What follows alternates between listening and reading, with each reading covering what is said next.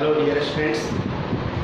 बच्चों, अभी हम लोग इस वीडियो में 11th का जो थर्ड चैप्टर आपका है एटॉमिक स्ट्रक्चर उसको स्टार्ट करेंगे। ठीक है, 2 चैप्टर ऑलरेडी आप लोग का फिनिश्ड हो चुका है पीछे। एक some basic concept of chemistry और दूसरा रिडॉक्स रिएक्शन।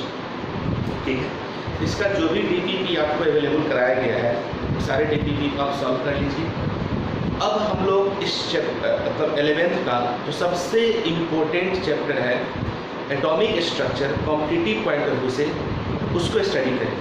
ठीक है, क्योंकि बोर्ड के सिलेबस में यानी 12th जब आप बोर्ड दीजिएगा उसमें 11th के सिलेबस से नहीं क्वेश्चन पूछा जाता है। ठीक है, केवल 12th के सिलेबस से रहता है। लेकिन जो कॉम्पिटिटिव तैयारी करते हैं उनको तो पूरा 11th 12th दोनों से क्वेश्चन पूछा जाता है। उस पॉइंट ऑफ व्यू से ये एटॉमिक स्ट्रक्चर चैप्टर काफ़ी इम्पोर्टेंट है।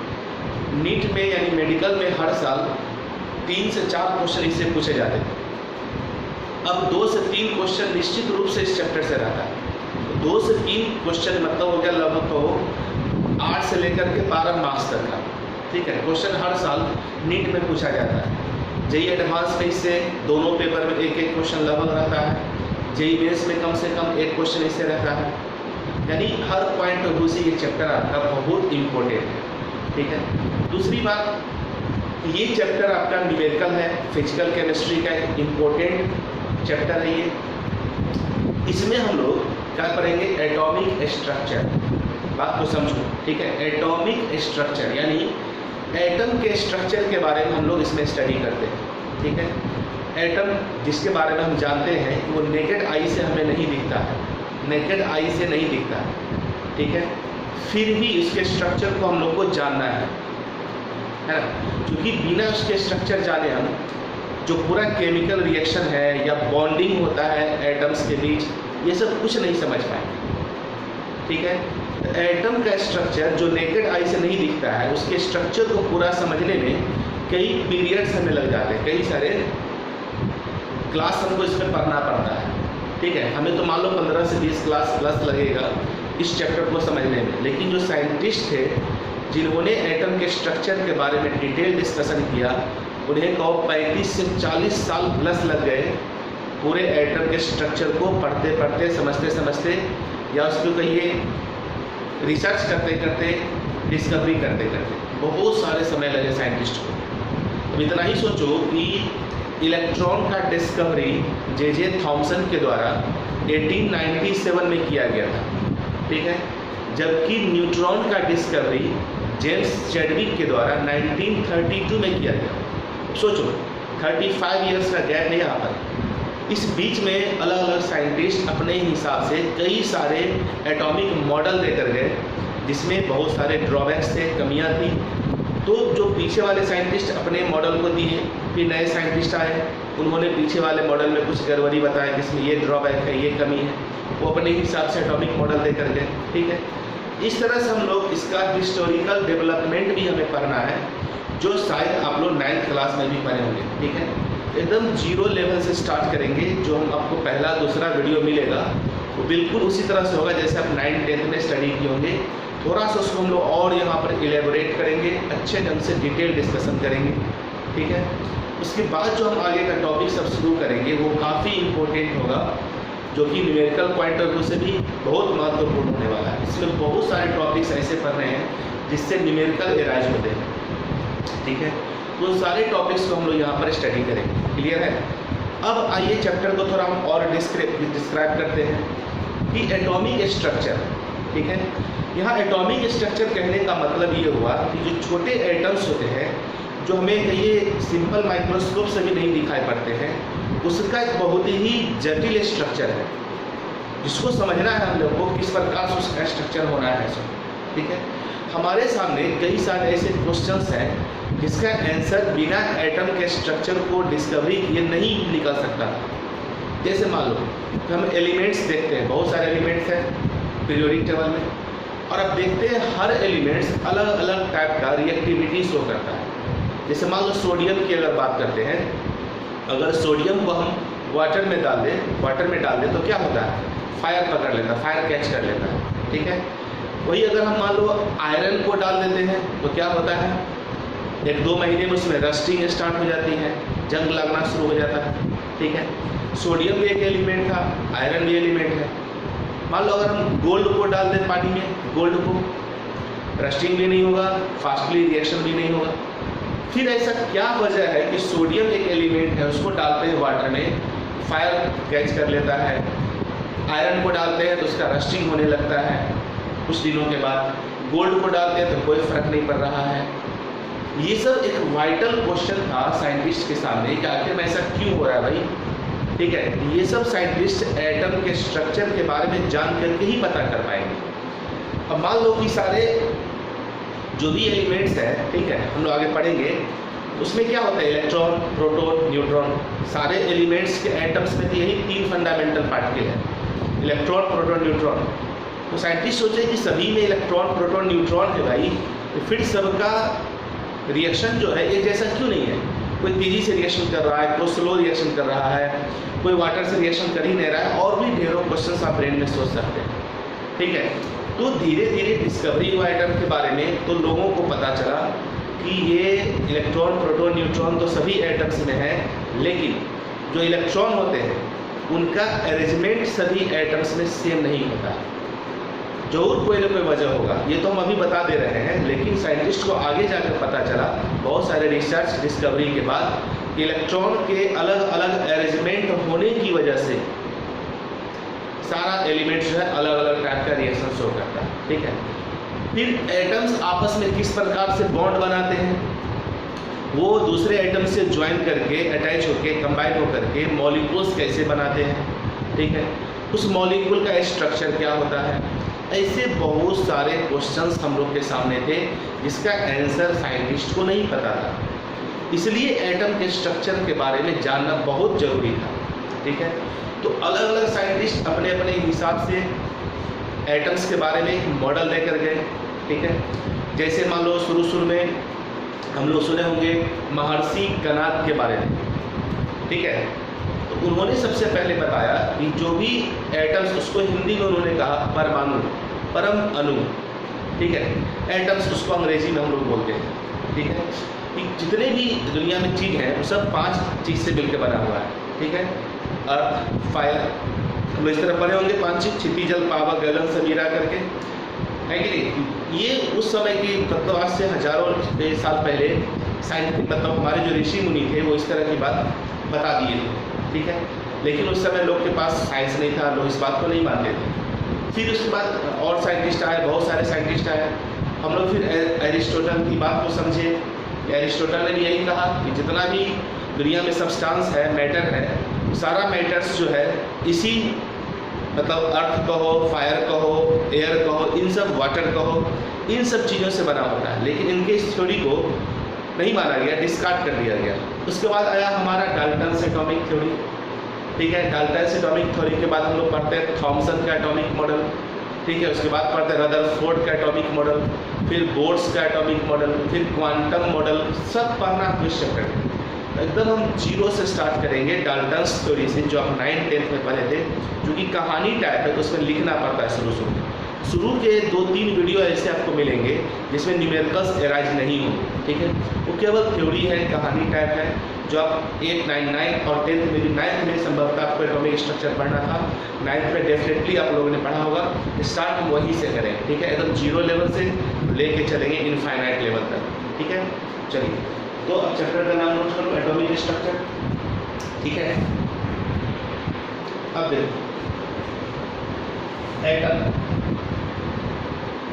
एटम में 2 तरह के पार्टिकल्स होते हैं।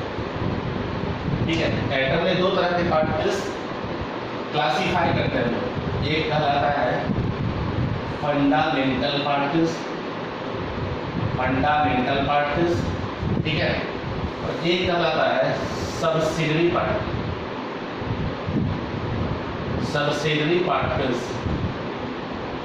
ठीक है, फंडामेंटल पार्टिकल्स जो होते हैं एटम्स में, ये परमानेंट होते हैं, यानी एटम्स में हमेशा ये पाए जाते हैं, जबकि सबसिडियरी पार्टिकल को हम लोग इंस्टेंटेनियस पार्टिकल भी बोलते हैं। ये इंस्टेंटेनियस नेचर का होता है। ठीक है, बात को यहाँ समझ रहे हैं आप लोग, क्या बोले सो एटम्स में जो पार्टिकल्स होते हैं, स्मॉलेस्ट, फंडामेंटल या और भी पार्टिकल्स जो कहेंगे हम अभी पढ़ेंगे, उसको हम दो तरीके से क्लासिफाई करते हैं। एक कहलाता है फंडामेंटल पार्टिकल्स, एक कहलाता है सब्सिडियरी पार्टिकल्स। ठीक है, बात समझ में आ रही है? फंडामेंटल पार्टिकल्स को हम लोग परमानेंट बोलते हैं, ये एटम्स में हमेशा अवेलेबल रहेंगे, जबकि सब्सिडियरी पार्टिकल इंस्टेंटेनियस कहलाता है, क्योंकि ये एटम्स में पाए नहीं जाते हैं, बल्कि न्यूक्लियर रिएक्शन के दरमियान, न्यूक्लियर एक्सप्लोजन के दरमियान ये कुछ सेकेंड के लिए, कुछ टाइम के लिए बनता है और फिर डिस्ट्रॉय कर जाता है।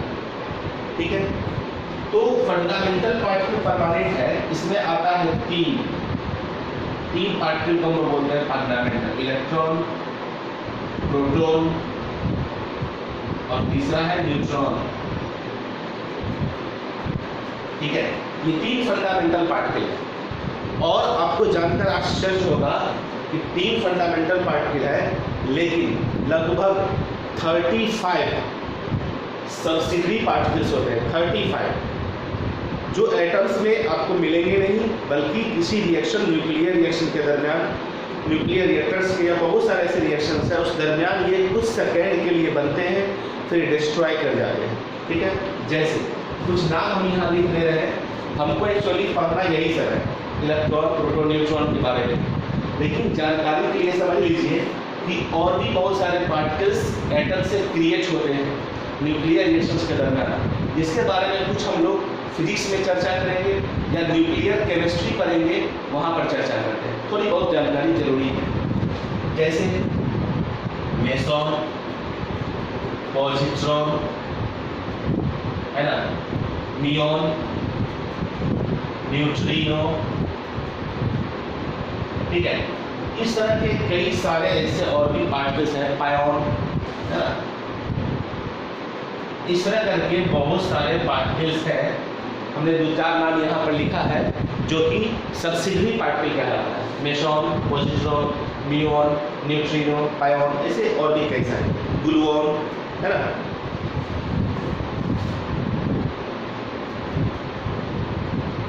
बहुत सारे हो गए सर, है कि नहीं? ये हमारे कहलाते हैं सब्सिडियरी पार्टिकल। हमें पढ़ना है मेनली इसके बारे में। ठीक है, ओके, चलो इतना नोट करते चलो। पेन और कॉपी लेके बैठिए, जो लिखेंगे आप साथ साथ नोट करते चलिए, अच्छा रहेगा। क्योंकि कहीं पर अगर मान लो हमको पीछे वाला का काम पड़ेगा, कॉपी में नोट रहेगा, तब तो आप देख के समझ पाइएगा, है कि नहीं? चलो इसको नोट करो। आइए बच्चों, हम लोग यहाँ पर एटॉमिक स्ट्रक्चर का सबसे फर्स्ट थ्योरेटिकल मॉडल लिखे हैं बोर्ड पर, डाल्टन्स एटॉमिक मॉडल। ठीक है, ये आपने 9th में पढ़ा होगा, इसको अच्छे ढंग से नोट कर लेना है। हम इसको समझा देते हैं क्या लिखा हुआ है इसको। ठीक है, बिल्कुल जो 9th में आपने पढ़ाई किया था वही चीज़ यहाँ पर मैं बता रहा हूँ। डाल्टन्स एटॉमिक मॉडल, यानी इससे पहले भी कई सारे साइंटिस्ट अपने अपने हिसाब से कुछ कुछ बताते गए, लेकिन जो एक्सेप्टेंस मिला, यानी लोगों ने उसको समझा, उसकी बात को माना, वो डाल्टन्स एटॉमिक थ्योरी से हमारा स्टार्ट हो जाता है। ठीक है, तो क्या है डाल्टन्स एटॉमिक थ्योरी? ये बहुत ही पहले दे दिया गया था, लगभग 1807 में। ठीक है, ये तो आपने पढ़ा होगा, क्या लिखा हुआ है? Matter is composed of extremely small particles called atoms. जितने भी मैटर्स हैं बहुत ही स्मॉलेस्ट पार्टिकल्स के बने होते हैं, जिसे एटम्स कहा जाता है, और वो दिखाई नहीं पड़ते हैं, इंडिविजुअल पार्टिकल्स होते हैं, उसे हम लोग देख नहीं सकते। ठीक है, दूसरा पार्ट क्या लिखा हुआ है? Atoms of one element are same and of different elements are different. यानी एक एलिमेंट के जितने भी एटम्स होंगे वो सेम होते हैं, उनका साइज, मास इक्वल होता है, और जो अलग अलग एलिमेंट्स होंगे, मान लो ये दूसरा अलग एलिमेंट है, ये अलग एलिमेंट है, इसका मास और साइज अलग अलग होते हैं। यानी एक एलिमेंट कोई है, उसमें जितने भी एटम्स होंगे उनका साइज और मास सेम होता है, जबकि डिफरेंट एलिमेंट्स का साइज और मास डिफरेंट होता है। ये डाल्टन का कहना था। ठीक है, उसके बाद उन्होंने कहा atom of each element has characteristic mass, है ना, कि हर एक एलिमेंट का कुछ ना कुछ कैरेक्टरिस्टिक मास होगा। कैरेक्टरिस्टिक मास कहने का मतलब उस एटम का यानी उस एलिमेंट के एटम का जो मास होगा वो दूसरे एलिमेंट के एटम का नहीं होगा। ठीक है, और ये बात समझ में। उसके बाद they can neither be destroyed nor created, यानी एटम को नहीं डिस्ट्रॉय किया जा सकता है ना ही क्रिएट किया जा सकता है, ये डाल्टन का कहना था। जबकि अभी हम लोग देखते हैं कि एटम को सबसे स्मॉलेस्ट पार्टिकल माना गया था, लेकिन एटम से भी स्मॉल पार्टिकल है जो एटम के अंदर ही होता है ना, इलेक्ट्रॉन, प्रोटॉन, न्यूट्रॉन, ये सब। तो एटम को नहीं डिस्ट्रॉय किया जा सकता है, नहीं उसे क्रिएट किया जा सकता है, ऐसा डाल्टन का थ्योरी में मानना था। Atoms take part in chemical reaction, ये जो पॉइंट मैंने लिखा है 5वां, ये सही है, अभी तक ये सही है। किसी भी केमिकल रिएक्शन में हम देखते हैं एटम्स इन्वॉल्व होते हैं, एटम्स भाग लेते हैं। अगर मॉलिक्यूल है तो टूटता है मॉलिक्यूल, एटम बनता है, फिर वो केमिकली रिएक्ट करते हैं। ठीक है, ये समझ में आ गई बात। और atoms of different elements combine in a different ratio, ये कहा कि डिफरेंट एलिमेंट्स, अलग अलग एलिमेंट्स के एटम्स आपस में कंबाइन करते हैं डिफरेंट रेशियो में, और वो कंपाउंड बनाते हैं। कंपाउंड में जो एटम्स के नंबर्स होंगे रिलेटिव नंबर्स, ठीक है, और काइंड ऑफ एटम्स वो हमेशा कांस्टेंट होगा। बात को समझ गए। कोई भी एक कंपाउंड इमेजिन करिए, उसमें जो भी एटम्स की संख्या होगी एक दूसरे के रेस्पेक्ट में वो कांस्टेंट होगा। ठीक है, और साथ ही उस कंपाउंड में जो एटम्स है वो भी कांस्टेंट होगा, मतलब टाइप नहीं बदलेगा। ऐसा नहीं कि वाटर कभी हम H2O बोलते हैं, कभी वाटर हमारा K2O हो जाता है, ऐसा नहीं है। यानी वाटर की अगर हम बात करें, कंपाउंड है तो उसमें 2 एलिमेंट है, हाइड्रोजन, ऑक्सीजन, ये कभी नहीं बदलेंगे। ठीक है, इनका रिलेटिव नंबर भी नहीं बदलेगा, मतलब H2O, हाइड्रोजन 2, ऑक्सीजन 1, ये कांस्टेंट होगा। अब H2O2 ये वाटर नहीं कहलाएंगे। यही बात डाल्टन पहले बता दिया था कि 2 डिफरेंट एलिमेंट्स जब आपस में कंबाइन करते हैं तो उससे एक कंपाउंड बनता है, और उस कंपाउंड में जो एटम्स है उनका रिलेटिव नंबर कांस्टेंट होगा और काइंड ऑफ एटम्स भी कांस्टेंट होंगे। ठीक है, और ये बात समझ लें।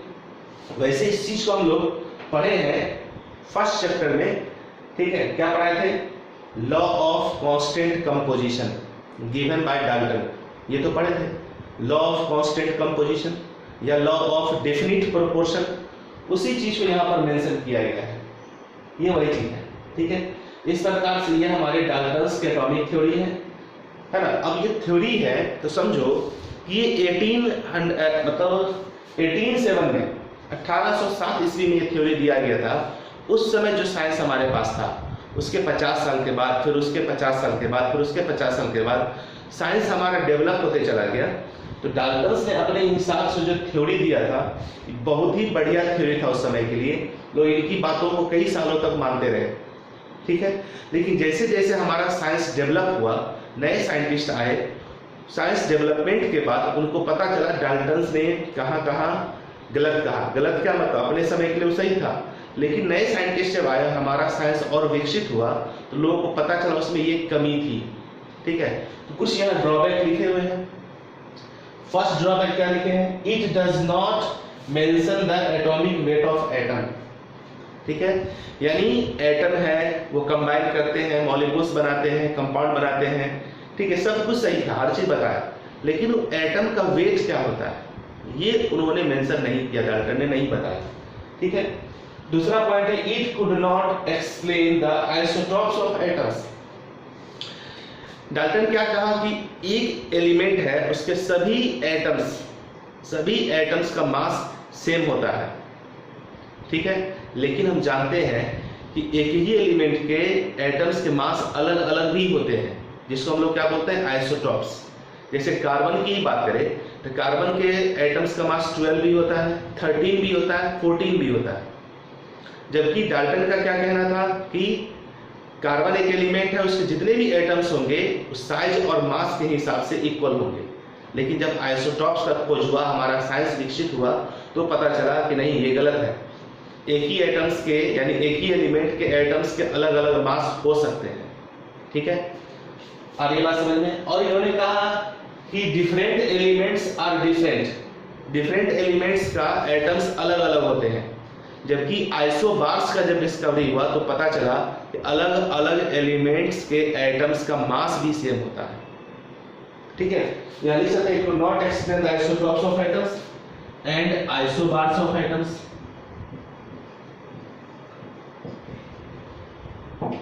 इसने आइसोटॉप्स और आइसोबार्स के बारे में नहीं बताया, क्योंकि उस समय उतना साइंस डेवलप नहीं रहा, जो बता दिए वही बहुत था उस समय के लिए। ठीक है, यानी एक एलिमेंट के सभी एटम्स हर एंगल से, हर दृष्टिकोण से सेम होगा, ये बात गलत साबित हो गया। क्यों? क्योंकि एक ही एलिमेंट के एटम्स के अलग अलग मास होते हैं। दूसरी बात, डाल्टन ने कहा कि डिफरेंट एलिमेंट्स के एटम्स हर दृष्टिकोण से अलग अलग होंगे, लेकिन ये बात भी गलत हुआ जब आइसोबार्स का पता चला डिफरेंट एटम्स हैं डिफरेंट एलिमेंट्स के, उनका मास सेम भी होता है। ठीक है, और लास्ट में क्या लिखे, it does not explain why do atoms of same element combine with each other. ठीक है, इन्हें कहा कि एटम्स आपस में कंबाइन करते हैं, कंपाउंड बनाते हैं, लेकिन कैसे, क्यों बनाते हैं, क्यों दो एटम आपस में कंबाइन करके मॉलिक्यूल का फॉर्मेशन करते हैं, व्हाई। ठीक है, it does not explain why do atoms of same element, जैसे H2 हुआ, O2 हुआ, N2 हुआ, इस तरह के जो मॉलिक्यूल्स हैं, कंपाउंड्स हैं, वो किस प्रकार आपस में कंबाइन किए हुए, क्यों किए हुए, ये एक्सप्लेनेशन डाल्टन ने नहीं किया। क्लियर है? इस प्रकार से हमारा यहाँ पर डाल्टन्स थ्योरी फिनिश हो जाता है। इसको स्क्रीनशॉट लेके नोट कर लीजिए, स्क्रीनशॉट ले लीजिए, नोट कर लीजिए, या कॉपी पेन लेके बैठिए, नोट करते रहिए।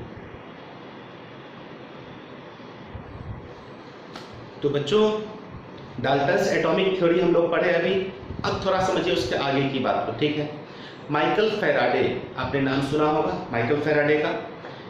उसने बताया कि जब किसी हम सब्सटेंस को, जो कि मतलब तो आयनिक नेचर का होता है, ठीक, आयनिक कहने का मतलब जो आयंस में डिसोसिएट कर जाते हैं। ठीक है, तो माइकल फैराडे ने बताया कि सब्सटेंस जो है, ठीक है, दो तीन टाइप में उसने बांट दिया। ठीक, एक होता है कंडक्टिंग, एक होता है नॉन कंडक्टिंग, है ना, यानी कंडक्टर, इंसुलेटर, सेमी कंडक्टर, हम लोग जानते हैं इस तरह की चीज को। ठीक है, तो माइकल फैराडे ने बताया कि जब हम सब्सटेंस को वाटर में डिसॉल्व करते हैं, यानी उसका एक्वस सॉल्यूशन तैयार करते हैं, तो इलेक्ट्रिसिटी कंडक्ट करने लगता है। ठीक है, यानी जब उसका इलेक्ट्रोलाइसिस कराते हैं, उसमें करंट पास कराते हैं, तो इलेक्ट्रिसिटी कंडक्ट करता है। ऐसा आप लोगों ने फैराडे लॉ में निश्चित रूप से पढ़ा होगा, यानी आप लोगों ने ये माइकल फैराडे का लॉ पढ़ा होगा। ठीक है, हम यहाँ केवल चर्चा हल्का सा कर रहे हैं कि माइकल फैराडे ने बताया कि ऐसे सर्टेन कुछ सब्सटेंस हैं जिसका जब एक्वस सॉल्यूशन तैयार करते हैं तो वो इलेक्ट्रिसिटी कंडक्ट करता है। ठीक है, तो इस आधार पर बहुत सारे साइंटिस्ट अपने अपने हिसाब से बहुत सारी चीज बताए। फिर उसके बाद हेनरी जी जे स्टोनी उन्होंने बताया, उन्होंने रियलाइज किया इस चीज को कि जब कोई भी सब्सटेंस, यानी कोई भी सर्टेन सब्सटेंस है, कुछ सब्सटेंस है जिसको वाटर में डिसॉल्व करते हैं तो वो इलेक्ट्रिसिटी कंडक्ट करता है, यानी उससे चार्ज का फ्लो होता है। ठीक है, तो जीजे स्टोनी ने यहाँ पर रियलाइज किया कि निश्चित रूप से जो सब्सटेंस के एटम्स होंगे, उस एटम्स में कोई ना कोई फंडामेंटल पार्टिकल होगा जो इलेक्ट्रिसिटी को कैरी करता है। ये उन्होंने रियलाइज किया, अपने दिमाग को लगाया, है ना। जीजे स्टोनी ने क्या कहा कि कोई सब्सटेंस, जैसे फैराडे के लॉ को उन्हें और आगे एक्सप्लेन किया कि कोई भी सब्सटेंस अगर इलेक्ट्रिसिटी कंडक्ट करता है तो उन्होंने कहा कि उस सब्सटेंस के एटम्स में जरूर कोई फंडामेंटल चार्ज पार्टिकल होगा, चार्ज बॉडी होगा जो इलेक्ट्रिसिटी को कैरी करता है। ठीक है, तो उन्होंने उस फंडामेंटल पार्टिकल, जिसका डिस्कवरी नहीं हुआ था लेकिन केवल रियलाइज किया अपने थॉट के आधार पर, अपने सोच के आधार पर, उन्होंने उस पार्टिकल का नाम रख दिया इलेक्ट्रॉन। ठीक है, यानी इलेक्ट्रॉन का डिस्कवरी जे थॉमसन किया, लेकिन इलेक्ट्रॉन जो टर्म है, वर्ड है, ये कौन दिया? जीजे स्टोनी। ठीक है, केवल अपने रियलाइजेशन के आधार पर, अपने थॉट के आधार पर बताया उसने। ठीक है, कि जो बॉडी है जो चार्ज कैरी करता है, मतलब जैसे इलेक्ट्रिसिटी जिस बॉडी से पास होती है, निश्चित रूप से उसके एटम्स में कोई ना कोई फंडामेंटल पार्टिकल होगा जो उस चार्ज को कैरी करता होगा। ठीक है, इसको, उस चार्ज कैरिंग बॉडी को, यानी चार्ज कैरिंग पार्टिकल को जीजे स्टोनी ने क्या नाम दे दिया? इलेक्ट्रॉन। अब क्यों नाम दिया इलेक्ट्रॉन ये नहीं मालूम, जो बोल दिया गया वो सुनिए। ठीक है। तो उस वर्ड उसने क्या कहा, इलेक्ट्रॉन कहा उस पार्टिकल को, लेकिन उसके इसी एक्सपेरिमेंट के या कहिए जो भी उसने उन्हें बताया, रियलाइज किया, जे थॉमसन 1897 में उस पार्टिकल को जब डिस्कवरी किए अपने एक्सपेरिमेंट के द्वारा, जिसका नाम है डिस्चार्ज ट्यूब एक्सपेरिमेंट, जो हम लोग नेक्स्ट वीडियो में स्टडी करेंगे, ठीक है। तो फिर 1897 में डिस्कवरी से पता चला जे थॉमसन के द्वारा, और उन्होंने उस पार्टिकल का नाम इलेक्ट्रॉन ही रहने दिया कंटिन्यू। कहने का मतलब कि नाम जो रखा गया वो स्टोनी के द्वारा और डिस्कवरी किया गया जे थॉमसन के द्वारा, ठीक है। तो इतनी जानकारी आपको समझ में आ गई होगी, है ना। अब नेक्स्ट वीडियो में हम लोग इलेक्ट्रॉन के डिस्कवरी के बारे में पढ़ेंगे। इलेक्ट्रॉन का डिस्कवरी किस प्रकार से हुआ, कौन सा ऐसे एक्सपेरिमेंट थे जो जे थॉमसन ने किए और इलेक्ट्रॉन डिस्कवर्ड हुआ। फिर उस इलेक्ट्रॉन जो डिस्कवर्ड हुआ उसके कैरेक्टरिस्टिक्स के बारे में समझेंगे कि थॉमसन या और साइंटिस्ट ने मिल करके उस इलेक्ट्रॉन के बारे में हमें क्या क्या जानकारियाँ दी, ठीक है।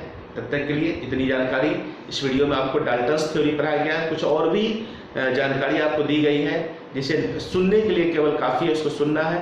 मेन इसमें डाल्टन्स थ्योरी आपको नोट कर लेना है, ठीक है। अब हम लोग नेक्स्ट वीडियो में इलेक्ट्रॉन के डिस्कवरी का डिटेल स्टडी करेंगे, ठीक है। ओके।